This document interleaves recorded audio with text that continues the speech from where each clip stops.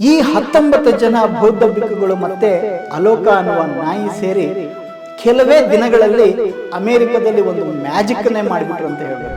ಒಂದು ಕಡೆ ಅಂತೂ ಒಬ್ಬ ನಿವೃತ್ತ ಸೈನಿಕ ಈ ಬಿಕ್ಕುಗಳ ಎದುರು ನಿಂತು ಗಳಗಳ ಹತ್ತು ಬಿಡ್ತಾರೆ. ಈ ಬಿಕ್ಕು ಎಲ್ಲಾ ಕಡೆ ಹೇಳ್ತಾ ಇದ್ದ ಶಬ್ದ ಒಂದೇ, ಅದು ಮೈಂಡ್ಫುಲ್ನೆಸ್ ಅಂತ. ಆ ಭಾರತದ ಬೀದಿ ನಾಯಿ ಅಲೋಕನಿಗೆ ಜನ ತೋರಿಸಿದ ಪ್ರೀತಿ ನೋಡಿದಾಗ ಅನ್ಸಿದ್ದೇನೆಂದ್ರೆ, ಅಮೆರಿಕದಲ್ಲೂ ಎಷ್ಟು ಬಡತನ ಇದೆ, ಎಷ್ಟು ಹಸಿವಿದೆ. ಇವತ್ತಿನ ದಿನ ನನ್ನ ಪಾಲಿನ ಪ್ರಶಾಂತವಾದ ದಿನವಾಗಿರುತ್ತೆ. Today is going to be my peaceful day ಅಂತ ಮನಸ್ಸಲ್ಲೇ ಹೇಳ್ಕೊಳ್ಳಿ. ನಂತರ ಅದನ್ನ ಬಾಯಿ ಬಿಟ್ಟು ಗಟ್ಟಿಯಾಗಿ ಹೇಳಿ. ಒಂದು ನಾಯಿ, ಅಲೋಕ ಎಂಬ ಹೆಸರಿನ ಆ ಒಂದು ಬೀದಿ ನಾಯಿ ಇಡೀ ಲೋಕಕ್ಕೆ ಶಾಂತಿಯ ಸಂದೇಶ ನೀಡುತ್ತೆ. ಭಾರತದ ಯಾವುದೋ ಒಂದು ಬೀದಿಯಲ್ಲಿ ಹುಟ್ಟಿದ್ದ ಆ ಬೀದಿ ನಾಯಿ ಅಮೇರಿಕ ಎಂಬ ಇಡೀ ಅಮೇರಿಕದಲ್ಲಿ ಮನೆಗಳಲ್ಲಿ ಮನಗಳನ್ನು ತಲುಪಿ ಲಕ್ಷಾಂತರ ಜನರ ಕಣ್ಮಣಿಯಾಗ್ಬಿಡುತ್ತೆ. ನಾವಿಲ್ಲಿ ಒಂದು ಕಡೆ AI ಟೆಕ್ನಾಲಜಿ ಮೂಲಕ ಸದ್ದು ಮಾಡ್ತಾ ಇರ್ತಕ್ಕಂಥ ರೋಬೋ ನಾಯಿಗಳ ಬಗ್ಗೆ ಮಾತಾಡ್ತಾ ಇರುವಾಗಲೇ ಅತ್ತ ಅಲೋಕ ಅನ್ನೋ ಒಂದು ಯಕಶ್ಚಿತ್ತ ನಾಯಿ ಇಡೀ ಜಗತ್ತನ್ನು ಎಚ್ಚರಿಸೋದಕ್ಕೆ ಸಾವಿರ ಕಿಲೋಮೀಟರ್ ನಡೆದು ಲಕ್ಷ ಜನರ ಹೃನ್ಮನಗಳಲ್ಲಿ ತಣ್ಣಗೆ ಕಂಪನ ಮೂಡಿಸುತ್ತೆ. ಇಡೀ ಜಗತ್ತಿನಲ್ಲಿ ಪ್ರಕ್ಷುಬ್ಧಗೊಂಡಿರ್ತಕ್ಕಂತಹ ನಮ್ಮ ಮನುಷ್ಯರ ಮನಸ್ಸಿನ ಆಳದಲ್ಲಿರುವ ಅರಿವಿನ ಲಾಕನ್ನು ಯಾವ ಕೀ ಬಳಸಿ ತೆಗಿಬೇಕು ಅಂತ ತೋರಿಸಿಕೊಡುತ್ತೆ ಅಲೋಕ ಎಂಬ ನಾಯಿ. ಇದು ಮನುಷ್ಯನ ಬುದ್ಧಿಮತ್ತೆಗಾಗಲಿ ಅಥವಾ AI ಅಂದರೆ ಕೃತಕ ಬುದ್ಧಿಮತ್ತೆಗಾಗಲಿ ನಿಲುಕುವಂಥ ಸಂಗತಿಯಲ್ಲ, ಆದರೆ ಪ್ರತಿಯೊಬ್ಬರ ಹೃದಯಕ್ಕೆ ಅರಿವಾಗುವ ಸಂಗತಿ, ನಮ್ಮ ಪ್ರಜ್ಞೆಗೆ ತಾಕುವ ಸಂಗತಿ. ಆ ಕಾರಣದಿಂದಲೇ ಇದರ ಬಗ್ಗೆ ಇವತ್ತು ಇಲ್ಲಿ ಮಾತಾಡ್ತಾ ಇದ್ದೀನಿ. Aloka Thao landing today for lunch. 2025 October ತಿಂಗಳಲ್ಲಿ ಅಮೆರಿಕದಲ್ಲಿರೋ ಟೆಕ್ಸಾಸ್ ರಾಜ್ಯದ ಫೋರ್ತ್ ವರ್ತ್ನಲ್ಲಿರ್ತಕ್ಕಂಥ ಹಾಂಗ್ ಡಾವೋ ಅನ್ನೋ ಒಂದು ವಿಪಶ್ಯನ ಮೆಡಿಟೇಷನ್ ಸೆಂಟರ್, ಅಂದರೆ ಬುದ್ಧಿಸ್ಟ್ ಮೆಡಿಟೇಷನ್ ಸೆಂಟರ್ನಿಂದ 19 ಮಂದಿ ಬೌದ್ಧ ಭಿಕ್ಕುಗಳ ಒಂದು ಗುಂಪು ವಾಕ್ ಫಾರ್ ಪೀಸ್ ಅಂದರೆ ಶಾಂತಿಗಾಗಿ ನಡಿಗೆ ಅನ್ನುವ ಒಂದು ಪಾದಯಾತ್ರೆಯನ್ನು ಶುರು ಮಾಡುತ್ತೆ. ಪೀಸ್ ಅಂದರೆ ಶಾಂತಿ, ಕಂಪ್ಯಾಷನ್ ಸಹಾನುಭೂತಿ, ಕರುಣೆ ಮತ್ತು ಕೈಂಡ್ನೆಸ್ ಒಳ್ಳೆತನ, ಇವುಗಳನ್ನು ಅಮೇರಿಕ ಮತ್ತು ಇಡೀ ಜಗತ್ತಿನಲ್ಲಿ ಜಾಗೃತಗೊಳಿಸೋದಕ್ಕೆ ಈ ಕಾಲ್ನಡಿಗೆ ಆಗಿತ್ತು. ಈ ನಡಿಗೆಯಲ್ಲಿ ಈ ಬಿಕ್ಕುಗಳ ಜೊತೆಗೆ ಭಾರತದ ನಾಯಿ ಕೂಡ ಇರುತ್ತೆ, ಅದರ ಹೆಸರು ಅಲೋಕ. ಈ ವಾಕ್ ಫಾರ್ ಪೀಸ್ ಅಥವಾ ಶಾಂತಿಗಾಗಿ ಬೌದ್ಧ ಬಿಕ್ಕುಗಳ ಕಾಲ್ನಡಿಗೆ ಒಟ್ಟು 108 ದಿನ ನಡೆದು ಕಳೆದ ಫೆಬ್ರವರಿ 10ನೇ ತಾರೀಕು ಅಮೇರಿಕದ ರಾಜಧಾನಿ ವಾಷಿಂಗ್ಟನ್ DC ಬಂದು ತಲುಪುತ್ತೆ. ಅದು ಕಡೆ ದಿನ. ಸಾವಿರಾರು ಅಮೇರಿಕನ್ನರು ಅಲ್ಲಿ ನೆರೀತಾರೆ, ಬಿಕ್ಕುಗಳನ್ನು ಅಭಿನಂದಿಸ್ತಾರೆ, ಮನದುಂಬಿ ತಮ್ಮ ಫೀಲಿಂಗ್ಸ್ ಹಂಚ್ಕೋತಾರೆ. ಈ ನಡುವೆ ಈ ಬಿಕ್ಕುಗಳು ತಮ್ಮ ಪಾದಯಾತ್ರೆಯಲ್ಲಿ ಅಥವಾ ಈ ಕಾಲ್ನಡಿಗೆಯಲ್ಲಿ ಒಟ್ಟು 2300 ಮೈಲಿ ಅಂದರೆ 3700 ಕಿಲೋಮೀಟರ್ ನಡ್ಕೊಂಡು ಬಂದಿರ್ತಾರೆ. ಅವ್ರ ಜೊತೆ ಈ ಮುದ್ದಿನ ನಾಯಿ ಅಲೋಕ ಕೂಡ. ಟೆಕ್ಸಾಸ್ನಿಂದ ಶುರುವಾದಂತಹ ಈ ನಡಿಗೆ ಲೂಸಿಯಾನಾ, ಮಿಸಿಸಿಪಿ, ಅಲಬಾಮಾ, ಜಾರ್ಜಿಯಾ, ಕೆರೋಲಿನಾಸ್ ಮತ್ತು ವರ್ಜೀನಿಯಾ ರಾಜ್ಯಗಳನ್ನು ಹಾದು ಕೊನೆಗೆ ವಾಷಿಂಗ್ಟನ್ DC ತಲುಪುತ್ತೆ. ಅವರೇನು ಗೂಗಲ್ ಮ್ಯಾಪ್ ಹಿಡ್ಕೊಂಡು ಈ ಒಂದು ಸುಗಮವಾದ ಹಾದಿಗಳಲ್ಲೇ ನಡೀಲಿಲ್ಲ, ಬದಲಿಗೆ ನಡೆಯೋದಕ್ಕೆ ಬಹಳ ಸ್ವಲ್ಪ ಕಷ್ಟ ಆಗುವಂತಹ ದಾರಿಗಳನ್ನೇ ಆಯ್ಕೆ ಮಾಡಿಕೊಂಡಿದ್ದರು. ಬೆಟ್ಟ, ಗುಡ್ಡ, ಕೌಂಟಿಗಳು ಅಂದರೆ ಹಳ್ಳಿಗಳು, ನದಿಗಳು, ಪಟ್ಟಣಗಳು ಎಲ್ಲ ಹಾದು ಹೋದಂತಹ ಅವರ ಪಯಣದ ಉದ್ದಕ್ಕೂ ಕೂಡ ಅಲೋಕ ನಡೆದದ್ದು ಒಂದು ಇತಿಹಾಸನೇ ಆಗೋಯಿತು. ಈ ಬಿಕ್ಕುಗಳ ತಂಡದಲ್ಲಿ ಇರೋ ಎಲ್ಲರೂ ವಿಯೆಟ್ನಾಂ ದೇಶದ ಬೌದ್ಧ ಬಿಕ್ಕುಗಳು. ಅವರಲ್ಲಿ ಕೆಲವರು ಅಮೇರಿಕದಲ್ಲಿ ವಾಸವಾಗಿರೋರು ಇದ್ದರು. ಇಲ್ಲಿ ಎಲ್ಲರಿಗೆ ನಾಯಕತ್ವ ನೀಡಿದ ಬಿಕ್ಕು ಅಂದರೆ ಬಿಕ್ಕು ಪನ್ನಕ್ಕಾರ ಅಂತ.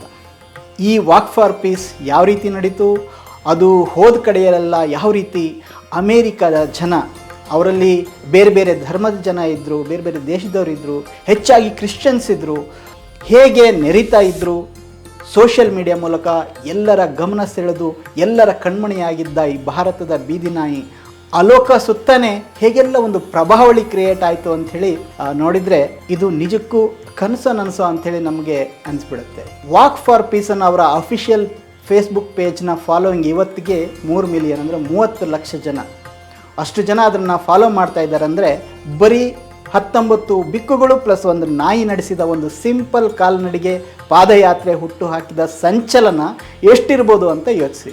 ಪ್ರಿಯ ವೀಕ್ಷಕರೇ, ಇಲ್ಲಿ ನಿಮಗೆ ಒಂದು ಪ್ರಶ್ನೆ ಕಾಡ್ಬೋದು. ಅಮೇರಿಕಾದಲ್ಲಿ ವಿಯೆಟ್ನಾಂ ದೇಶದ ಬೌದ್ಧ ಬಿಕ್ಕುಗಳು ನಡೆಸಿದ ಈ ಒಂದು ಪಾದಯಾತ್ರೆಗೆ ಭಾರತದ ನಾಯಿ ಹೇಗೆ ಹೋಗಿ ಸೇರ್ಕೊಂತು?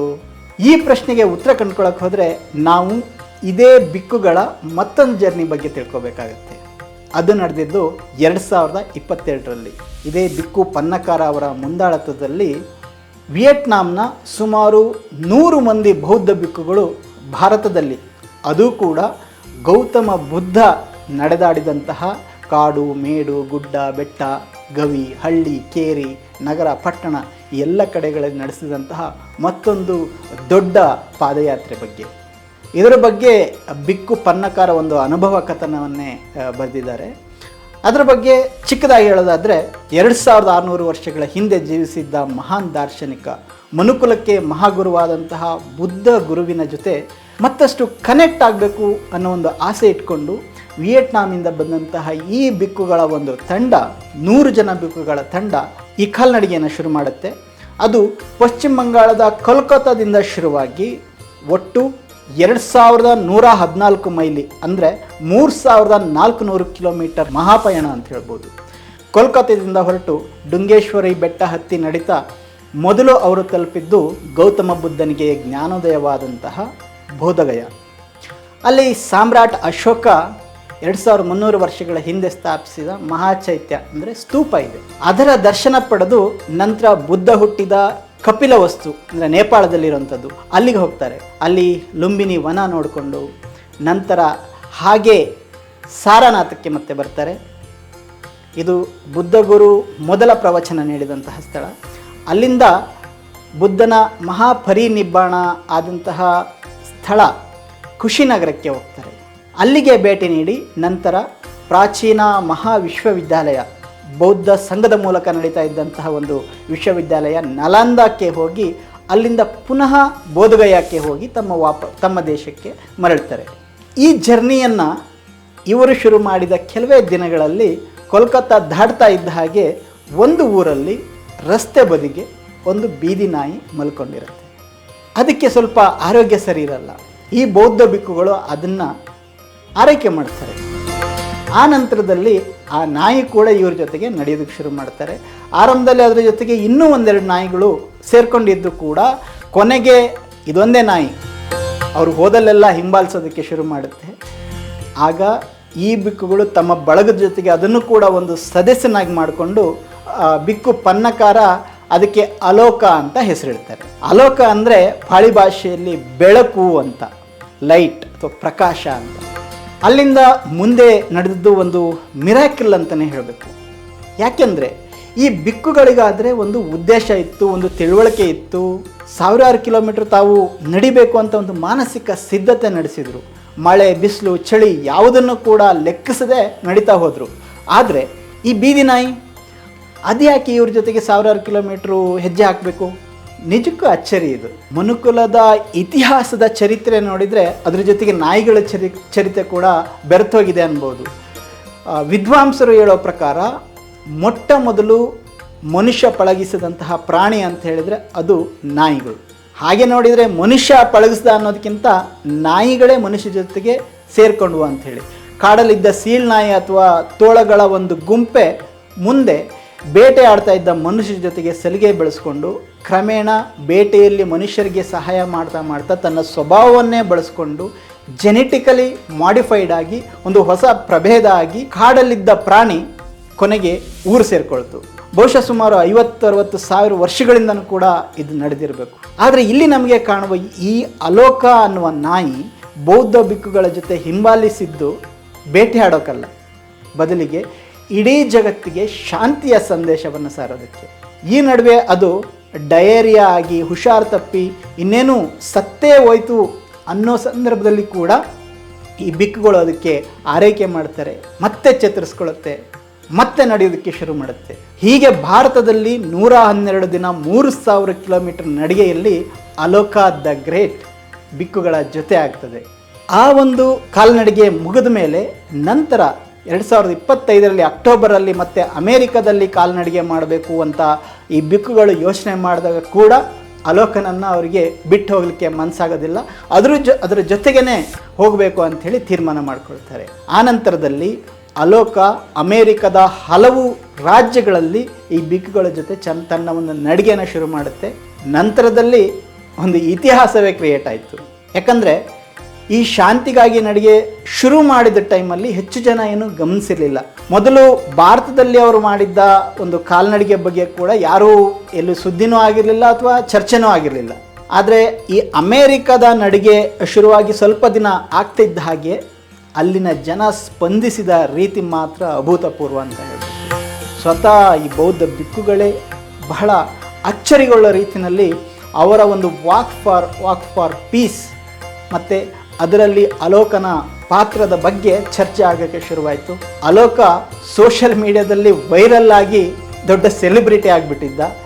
ಎಲ್ಲೆಲ್ಲಿ ಬಿಕ್ಕುಗಳು ನಡೆದು ಮಧ್ಯಾಹ್ನ ಮತ್ತು ಸಂಜೆ ಸಭೆ ನಡೆಸ್ತಾ ಇದ್ದರು ಅಲ್ಲೆಲ್ಲ ಸಾವಿರ ಸಂಖ್ಯೆಯಲ್ಲಿ ಜನ ತಮ್ಮ ಮಾಹಿತಿಗಳನ್ನು ಪಡ್ಕೊಂಡು ಕೈಯಲ್ಲಿ ಹೂಗುಚ್ಚ ಹಿಡ್ಕೊಂಡು ಈ ಬಿಕ್ಕುಗಳಿಗೆ ಮತ್ತು ಅಲೋಕನಿಗೆ ಸ್ವಾಗತ ಕೊಡ್ತಾ ಇದ್ದರು. ಪ್ರಿಯ ವೀಕ್ಷಕರೇ, ಈ 19 ಜನ ಬೌದ್ಧ ಬಿಕ್ಕುಗಳು ಮತ್ತು ಅಲೋಕ ಅನ್ನುವ ನಾಯಿ ಸೇರಿ ಕೆಲವೇ ದಿನಗಳಲ್ಲಿ ಅಮೇರಿಕದಲ್ಲಿ ಒಂದು ಮ್ಯಾಜಿಕ್ಕನ್ನೇ ಮಾಡಿಬಿಟ್ರು ಅಂತ ಹೇಳಬೇಕು. ಬಿಕ್ಕು ಪನ್ನಕಾರ ಆಗಲಿ ಅವರ ಸಹ ಬಿಕ್ಕುಗಳಾಗಲಿ ಎಲ್ಲೂ ಕೂಡ ದೊಡ್ಡ ಉದ್ದುದ್ದ ಭಾಷಣ ಮಾಡಲಿಲ್ಲ, ಗಂಟೆಗಟ್ಟಲೆ ಉಪದೇಶಗಳನ್ನು ನೀಡಲಿಲ್ಲ, ಅಥವಾ ಬುದ್ಧನ ಬಗ್ಗೆ ಆಗಲಿ ಬೌದ್ಧ ಧರ್ಮದ ಬಗ್ಗೆ ಆಗಲಿ ಎಲ್ಲೂ ಕೂಡ ಮತ ಪ್ರಚಾರವನ್ನು ಕೂಡ ಅವರೇನು ಮಾಡಲಿಲ್ಲ. ಆದರೆ ಅಮೇರಿಕದ ಸಾಮಾನ್ಯ ಪ್ರಜೆಗಳು, ಅವ್ರ್ಯಾರು ಬೌದ್ಧರು ಕೂಡ ಅಲ್ಲ, ಇವರಿದ್ದಲ್ಲಿಗೆ ಬಂದು ತಮ್ಮ ಭಾವನೆಗಳನ್ನು ಹಂಚಿಕೊಂಡ ರೀತಿ ಇತ್ತಲ್ಲ, ಅದು ನಿಜಕ್ಕೂ ನಾ ಭೂತೋ ನಾ ಭವಿಷ್ಯತಿ ಅನ್ನೋ ರೀತಿಯಲ್ಲೇ ಇತ್ತು. ಒಂದು ಕಡೆ ಅಂತೂ ಒಬ್ಬ ನಿವೃತ್ತ ಸೈನಿಕ ಈ ಬಿಕ್ಕುಗಳ ಎದುರು ನಿಂತು ಗಳಗಳ ಹತ್ತು ಬಿಡ್ತಾನೆ. ಆತ ಇರಾಕ್ನಲ್ಲಿ ಸುಮಾರು ವರ್ಷಗಳ ಹಿಂದೆ ಅಮೇರಿಕದ ಸೈನ್ಯದಲ್ಲಿ ಇದ್ದು ಯುದ್ಧ ಮಾಡಿದಂಥ ವ್ಯಕ್ತಿ. ಆದರೆ ನಿವೃತ್ತಿಯಾದ ಮೇಲೂ ಕೂಡ ಅವನಿಗೆ ನೆಮ್ಮದಿ ಇರಲಿಲ್ಲ. ಆ ಕರಾಳ ಯುದ್ಧದ ನೆನಪುಗಳು ಬಂದು ಹಗಲು ರಾತ್ರಿ ಕಾಡ್ತಾ ಇದ್ದವು. ಮನಸ್ಸಲ್ಲಿ ನೋವು ನರಳಿಕೆ ಅವನ ನಿತ್ಯದ ಸಂಗಾತಿಯಾಗಿ ಹೋಗಿತ್ತು. ಆದರೆ ಶಾಂತಿಯ ಸಂದೇಶ ಹೊತ್ತು ತಂದಿದ್ದ ಈ ಬಿಕ್ಕುಗಳು ಮತ್ತು ನಾಯಿ ಅಲೋಕನ ಎದುರಿಗೆ ಅವನ ದುಃಖ ಎಲ್ಲ ಶಮನ ಆಗ್ಬಿಡ್ತು. ಎಷ್ಟೋ ಜನ ಸಣ್ಣ ಮಕ್ಕಳ ಎಳೆಯ ಅಥವಾ ಹರೆಯ ಟೀನೇಜ್ ಮಕ್ಕಳ ಪೋಷಕರು ಬಂದು ತಮ್ಮ ಹದಿಹರೆಯದ ಮಕ್ಕಳ ವರ್ತನೆಗಳ ಬಗ್ಗೆ ಬಿಕ್ಕುಗಳ ಹತ್ರ ತಮ್ಮ ದುಗುಡವನ್ನು ಹಂಚಿಕೊಳ್ತಾ ಇದ್ರು. ಪರಿಹಾರ ಏನು ಅಂತ ಕೇಳ್ತಾ ಇದ್ರು. ಅವರಿಗೆಲ್ಲ ಬಿಕ್ಕು ಪನ್ನಕಾರ ನೀಡ್ತಾ ಇದ್ದ ಪರಿಹಾರ ಅಂದರೆ, ನೀವು ದೇವರನ್ನ ಪೂಜಿಸ್ರಿ, ಧರ್ಮವನ್ನು ಪಾಲಿಸ್ರಿ, ಧರ್ಮಗ್ರಂಥ ಓದಿಸ್ರಿ, ಸತ್ಸಂಗ ಮಾಡಿ, ಮಂತ್ರ ಪಠಿಸ್ರಿ ಅಂತ ಅಲ್ಲ. ಬುದ್ಧನ ತತ್ವನೂ ಕೂಡ ಅವರೇನು ಹೇಳ್ತಾ ಇರಲಿಲ್ಲ. ಆದರೂ ಕೂಡ ಅವರು ಹೋದ ಕಡೆ ಎಲ್ಲ ಜನರಿಗೆ ಹೇಳ್ತಾ ಇದ್ದಂತಹ ಮಾತು ಆ ಸಂಕಟ ಹೊತ್ಕೊಂಡು ಬಂದಿದ್ದಂತಹ ಜನರಿಗೆ ಎಲ್ಲೋ ಒಂದು ಕಡೆ ಸಾಂತ್ವನ ನೀಡ್ತಾ ಇತ್ತು. ಅವ್ರ ಮನಸ್ಸಲ್ಲಿ ಅವರಿಗೆ ಗೊತ್ತಿಲ್ಲದೇ ಒಂದು ಪರಿವರ್ತನೆ ತರ್ತಾ ಇತ್ತು. ಈ ಬಿಕ್ಕು ಎಲ್ಲ ಕಡೆ ಹೇಳ್ತಾ ಇದ್ದ ಶಬ್ದ ಒಂದೇ, ಅದು ಮೈಂಡ್ಫುಲ್ನೆಸ್ ಅಂತ. ಅಂದರೆ ಈ ಕ್ಷಣದಲ್ಲಿ ಬದುಕಿ ಪ್ರಜ್ಞೆ ಇಟ್ಕೊಂಡು ಜೀವಿಸ್ರಿ ಅಂತ. ನಿಮ್ಮ ಮನಸ್ಸಲ್ಲಿ ಬರೋ ಕಶ್ಮಲವನ್ನು ದೂರ ಮಾಡಿ ನಿಮಗೆ ದುಃಖ ಕೊಡೋದೇ ಅದು. ಅವರು ಒಂದು ಸಣ್ಣ ಟೆಕ್ನಿಕ್ ಹೇಳ್ಕೊಟ್ರು. ನೀವು ಪ್ರತಿದಿನ ನಿಮ್ಮ ಕಣ್ಣು ಮುಚ್ಕೊಂಡು ನಿಮ್ಮ ಉಸಿರಾಟವನ್ನು ಕಲೀರಿ, ಗಮನಿಸ್ಕೊಳ್ಳೋದನ್ನು ಕಲೀರಿ. ನಿಮ್ಮ ಉಸಿರಾಟದ ಒಂದು ಏರಿಳಿತವನ್ನು ಆಲಿಸ್ಕೊಳ್ಳಿ, ಆ ಉಸಿರಿನ ಶ್ವಾಸವನ್ನು ಗಮನಿಸ್ಕೊಳ್ಳಿ, ಅದನ್ನೇ ಫೋಕಸ್ ಮಾಡಿ. ಆದರೆ ಅದು ಭಾಳ ಕಷ್ಟದ ಕೆಲಸ. 1 ನಿಮಿಷ ಕೂಡ ಆ ರೀತಿ ಫೋಕಸ್ ಮಾಡಲಿಕ್ಕೆ ಆಗಲ್ಲ. ಯಾಕಂತ ಹೇಳಿದ್ರೆ ಸಾವಿರಾರು ರೀತಿಯ ಆಲೋಚನೆಗಳು ಮನಸ್ಸನ್ನು ಮುತ್ತುತ್ತಾ ಇರ್ತವೆ. ಸೊ ಹಾಗಾಗಿ ನಿಮಗೆ ಉಸಿರಿನ ಮೇಲೆ ಫೋಕಸ್ ಮಾಡೋದಷ್ಟು ಸುಲಭ ಅಲ್ಲ. ಆಗಲೂ ಕೂಡ ಆ ರೀತಿ ನಿಮಗೆ ಯಾವ್ಯಾವ ಆಲೋಚನೆ ಬರ್ತವೆ ಆ ಆಲೋಚನೆಗಳನ್ನೇ ಅಬ್ಸರ್ವ್ ಮಾಡಿ, ಮತ್ತೆ ಉಸಿರಾಟದ ಕಡೆ ಫೋಕಸ್ ಮಾಡಿ. ಇದೇ ಧ್ಯಾನ, ಇದೇ ಆಧ್ಯಾತ್ಮ, ಇದೇ ಮೈಂಡ್ಫುಲ್ನೆಸ್ ಅಂತೇಳಿ ಆ ಬಿಕ್ಕು ಹೇಳ್ಕೊಡ್ತಾ ಇದ್ರು. ಬಹಳ ಜನಕ್ಕೆ ಅವ್ರು ಹೇಳ್ತಾ ಇದ್ದಂಥ ಒಂದು ವಿಷಯ ಏನಂದರೆ, ಬೆಳಗ್ಗೆ ಎದ್ದ ತಕ್ಷಣ ನೀವು ನಿಮ್ಮ ಫೋನ್ ಮುಟ್ಟಬೇಡಿ, ಬದಲಿಗೆ ಎದ್ದ ಕೂಡಲೇ ನಿಮ್ಮ ಹಾಸಿಗೆ ಹೊದಿಕೆಯನ್ನು ನೀಟಾಗಿ ಮಡಚಿಡಿ, ನಂತರ ಕೂತ್ಕೊಳ್ಳಿ. ಆಮೇಲೆ ಇವತ್ತಿನ ದಿನ ನನ್ನ ಪಾಲಿನ ಪ್ರಶಾಂತವಾದ ದಿನವಾಗಿರುತ್ತೆ, today is going to be my peaceful day ಅಂತ ಮನಸ್ಸಲ್ಲೇ ಹೇಳ್ಕೊಳ್ಳಿ. ನಂತರ ಅದನ್ನು ಬಾಯಿ ಬಿಟ್ಟು ಗಟ್ಟಿಯಾಗಿ ಹೇಳಿ. ಆಮೇಲೆ ಕೈಯಲ್ಲಿ ಒಂದು ಪೇಪರು ಪೆನ್ನು ತಗೊಳ್ಳಿ. ಆಮೇಲೆ ಇದನ್ನೇ ನೀವೇನು ಹೇಳ್ಕೊಳ್ತಾ ಇದ್ರೋ ಅದನ್ನೇ ಹೇಳ್ಕೊಳ್ತಾ ಮತ್ತೆ ಬರೀರಿ. ಇಷ್ಟು ಸಾಕು, ನೀವು ಇಡೀ ದಿನ ಖುಷಿಯಾಗಿರ್ತೀರ. ಸ್ನೇಹಿತರೆ, ಈ ಬಿಕ್ಕುಗಳು ಮತ್ತು ಅಲೋಕ ನಾಯಿ ತಮ್ಮ ವಾಕ್ ಫಾರ್ ಪೀಸ್ನಲ್ಲಿ ಅಮೇರಿಕ ಜನರಿಗೆ ಕಲಿಸಿದ್ದು ಇಷ್ಟನ್ನು ಮಾತ್ರ. ಮನೆಯಲ್ಲಿರಲಿ, ಸಮಾಜದಲ್ಲಿರಲಿ, ಯಾರು ಏನೇ ಹೇಳಲಿ, ನಿಮ್ಮನ್ನು ಟೀಕೆ ಮಾಡಲಿ, ನಿಂದಿಸಲಿ, ಅದಕ್ಕೆ ರಿಯಾಕ್ಟ್ ಮಾಡಬೇಡಿ. ಬದಲಿಗೆ ರೆಸ್ಪಾನ್ಸ್ ಮಾಡಿ. ರಿಯಾಕ್ಟ್ ಮಾಡೋದ್ರಿಂದ ಮತ್ತೊಂದಷ್ಟು ದ್ವೇಷ ಬರುತ್ತೆ, ಇನ್ನೊಂದಿಷ್ಟು ದುಃಖ ಹೆಚ್ಚುತ್ತೆ.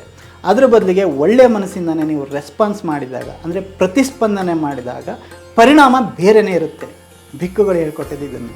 ಅವ್ರು ಹೇಳ್ಕೊಟ್ಟಿದ್ದ ಟೆಕ್ನಿಕ್ ಇಷ್ಟು ಸರಳವಾಗಿದ್ದರೂ ಸಹ ಇದು ದೊಡ್ಡ ಸಂಚಲನವನ್ನು ಮೂಡಿತು. ನಾವು ಯುದ್ಧ ಮಾಡಬೇಕಾಗಿರೋದು ನಮ್ಮ ಹೊರಗಿನ ಶತ್ರುಗಳೇ ಅಲ್ಲ, ಶತ್ರುಗಳ ಜೊತೆಗಲ್ಲ, ನಮ್ಮ ಒಳಗೆ, ನಮ್ಮ ಮನಸ್ಸಿನೊಳಗಡೆ ದೊಡ್ಡ ಯುದ್ಧ ಮಾಡಬೇಕು. ಕೆಟ್ಟ ಆಲೋಚನೆಗಳ ವಿರುದ್ಧ ಯುದ್ಧ ಮಾಡಬೇಕು. ಇದಕ್ಕಾಗಿಯೇ ಮೈಂಡ್ಫುಲ್ನೆಸ್ ಬೇಕು. ಇಡೀ ಜಗತ್ತಿನ ಮನುಷ್ಯರೆಲ್ಲ ಇಷ್ಟು ಮಾಡಿದರೆ ಸಾಕು, ತಂತಾನೇ ಲೋಕ ಶಾಂತವಾಗುತ್ತೆ. 1 2 3 Louder.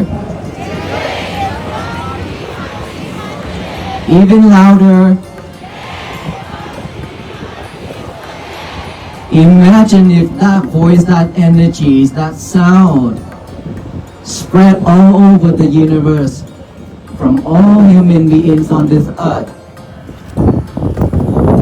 This universe will shower back down with love and kindness and compassion and peace, so that this world will become the better place for all beings to live. ಹೀಗಾಗಿ ಬದಲಾವಣೆ ಆಗಬೇಕಾಗಿದ್ದು ನಮ್ಮ ಮನಸ್ಸಲ್ಲಿ, ನಮ್ಮ ಚಿಂತನೆಯಲ್ಲಿ. ಇದು ಅಲೋಕ ಮತ್ತು ಬಿಕ್ಕುಗಳು ಸಾರಿದಂತಹ ಮಹಾ ಸಂದೇಶ.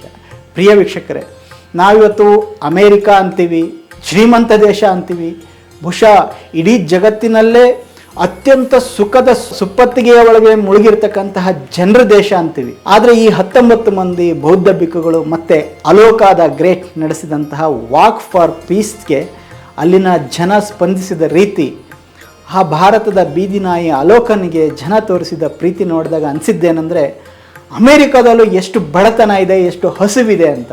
ಆದರೆ ಈ ಬಡತನ, ಹಸಿವು ಊಟ ಬಟ್ಟೆದಲ್ಲ, ಹಣದ್ದಲ್ಲ, ಅದು ಸ್ಪಿರಿಚುವಲ್ ಪಾವರ್ಟಿ, ಪ್ರೀತಿಯ, ಶಾಂತಿಯ ಹಸಿವು. ಇಡೀ ಜಗತ್ತಿನ ಮೇಲೆ ನೂರಾರು ಸೈನಿಕ ಯುದ್ಧ ನಡೆಸ್ತಕ್ಕಂತಹ, ಹಿಂಸೆಯನ್ನು ಪ್ರಾಯೋಜಿಸುವ ದೇಶ ಅಮೇರಿಕ. ಜಗತ್ತಿನ ದೇಶಗಳ ಮೇಲೆ ಆರ್ಥಿಕ ಯುದ್ಧಗಳನ್ನು ನಡೆಸುವ ದೇಶ ಅಮೇರಿಕ. ಇಡೀ ಜಗತ್ತಿನ ನಂಬರ್ 1 ಕ್ರೂರಿಗಳು, ಭಯೋತ್ಪಾದಕರು, ಎಪ್ಸ್ಟೀನ್ಗಳು, ಈ ಬಿಲ್ ಕ್ಲಿಂಟನ್ಗಳು, ಟ್ರಂಪ್ಗಳು ಎಲ್ಲ ತುಂಬಿಕೊಂಡಿರೋ ದೇಶ ಅಮೇರಿಕ. ಅವರ ಒಂದು ಮಾರುಕಟ್ಟೆ ದಾಹಕ್ಕೆ, ಯುದ್ಧದ ದಾಹಕ್ಕೆ ಇವತ್ತು ಜಗತ್ತಿನ ಎಷ್ಟೋ ದೇಶ ನರಳ್ತಾ ಇದ್ದಾವೆ. ಎಷ್ಟೋ ದೇಶಗಳಲ್ಲಿ ಬಡತನವನ್ನು ಉಳಿಸಲಾಗ್ತಾ ಇದೆ. ಜಗತ್ತಿನ ಜೀವ ವೈವಿಧ್ಯತೆ ಈ ಅಮೇರಿಕದ ಶ್ರೀಮಂತರಿಂದ ನಾಶವಾಗ್ತಿರೋದು. ಆದರೆ ಇಂತಹ ಅಮೇರಿಕದ ಸಾಮಾನ್ಯ ಪ್ರಜೆಗಳಿಗೂ ಕೂಡ ಪ್ರೀತಿ ಬೇಕಾಗಿದೆ, ಶಾಂತಿ ಬೇಕಾಗಿದೆ, ಸಹಬಾಳ್ವೆ ಬೇಕಾಗಿದೆ.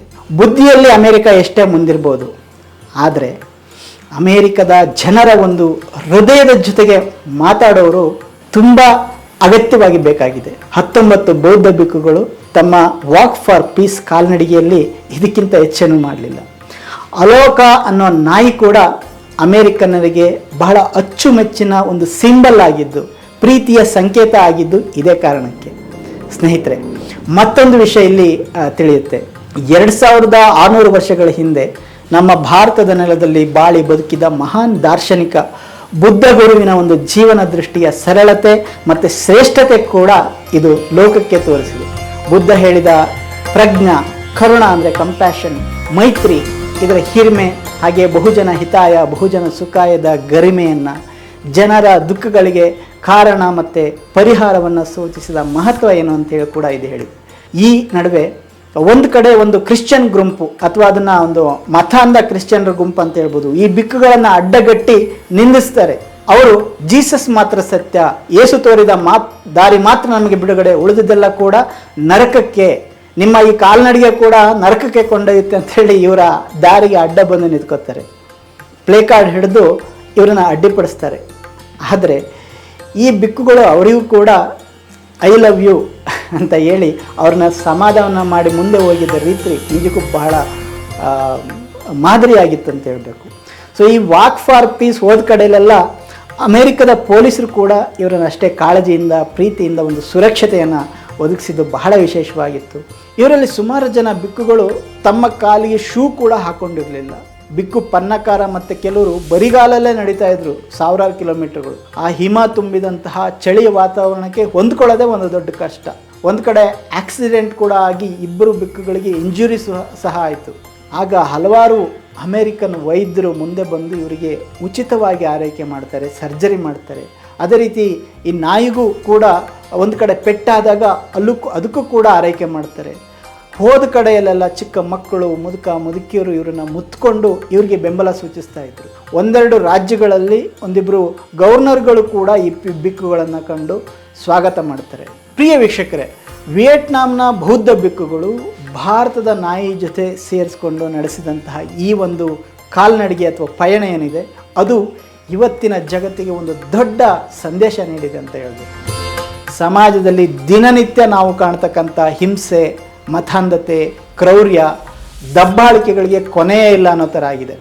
ಆದರೆ ಇವೆಲ್ಲ ಹೀಗೆ ನಡೆದುಕೊಂಡು ಹೋಗಲಿ, ನಮ್ಮ ಪಾಡಿಗೆ ನಾವು ಇದ್ಬಿಡೋಣ ಅಂತ ಯೋಚನೆ ಮಾಡೋದು ಕೂಡ ಅಂತಹ ಒಂದು ಹಿಂಸೆ, ಕ್ರೌರ್ಯ, ದಬ್ಬಾಳಿಕೆಗೆ ಮತ್ತು ನಮ್ಮ ಸುತ್ತ ನಡೀತಕ್ಕಂಥ ಅನ್ಯಾಯಕ್ಕೆ ನಾವು ಒಂದು ರೀತಿ ಕುಮ್ಮಕ್ಕು ಕೊಟ್ಟ ರೀತಿ. ಈ ಕಾರಣದಿಂದಲೇ ಬುದ್ಧ ಸಾವಿರಾರು ವರ್ಷಗಳ ಹಿಂದೆಯೇ ಯಾವ ರೀತಿಯಲ್ಲಿ ಸಂಘ ಕಟ್ಟಿಕೊಂಡು ಊರಿಂದ ಊರಿಗೆ, ಹಳ್ಳಿಯಿಂದ ಹಳ್ಳಿಗೆ ನಡೀತಾ ಸಮಾಜದಲ್ಲಿ ಜನರನ್ನು ಮಾತಾಡಿಸ್ತಾ ಶಾಂತಿ, ಮೈತ್ರಿ ಸಂದೇಶ ಸಾರ್ತಾ ತನ್ನ ಜೀವಿತದ ಸುಮಾರು 45 ವರ್ಷ ಕಾಲ, ಅಂದರೆ ಬುದ್ಧನಿಗೆ 80 ವರ್ಷ ಆಗೋವರೆಗೂ ಕೂಡ ಯಾವ ರೀತಿ ಒಬ್ಬ ಬಿಕ್ಕು ಆಗಿ ನಡೆದಾಡಿದ್ನೋ ಅದೇ ರೀತಿ ಬುದ್ಧ ನಡೆದಂಥ ಹಾದಿಯಲ್ಲಿ ಮತ್ತು ಅಮೇರಿಕಾದಂಥ ಶ್ರೀಮಂತ ದೇಶದಲ್ಲಿ ಕೂಡ ಇವತ್ತು ಈ ಬಿಕ್ಕುಗಳು ನಡೆದು ಒಂದು ಕೊಟ್ಟಿರ್ತಕ್ಕಂತಹ ಒಂದು ಸಂದೇಶಕ್ಕೆ ನಾವೆಲ್ಲರೂ ಖಂಡಿತವಾಗಿ ಹ್ಯಾಟ್ಸ್ ಆಫ್ ಹೇಳಲೇಬೇಕು. ಬಹಳ ಮುಖ್ಯವಾಗಿ ಮನುಷ್ಯತ್ವವೇ ನಾಶ ಆಗ್ತಾ ಇರ್ತಕ್ಕಂಥ ಒಂದು ಸಂದರ್ಭದಲ್ಲಿ ಅಲೋಕ ಅನ್ನುವ ಈ ನಾಯಿ ಕೊಟ್ಟಿರ್ತಕ್ಕಂತಹ ಮಾನವತೆಯ ಸಂದೇಶ ಇದೆಯಲ್ಲ, ಅದು ಬಹಳ ದೊಡ್ಡದು. ಇಂತಹ ಒಂದು ವಿಶ್ವ ಮಾನವ ಸಂದೇಶಕ್ಕೆ ನಾವೆಲ್ಲ ಕೂಡ ತಲೆಬಾಗೋಣ ಮತ್ತು ಈ ಒಂದು ಸಂದೇಶದ ಜೊತೆಗೆ ನಾವೆಲ್ಲ ಹೋಗೋಣ ಅಂತ ಹೇಳ್ತಾ ಇಷ್ಟೊತ್ತು ಈ ಮಾತುಗಳನ್ನು ಕೇಳಿಸ್ಕೊಂಡಿದ್ದಕ್ಕೆ ನಿಮಗೂ ಕೂಡ ಮತ್ತೆ ನೋಡ್ತಾ ಇರಿ ಕನ್ನಡ ಪ್ಲಾನೆಟ್.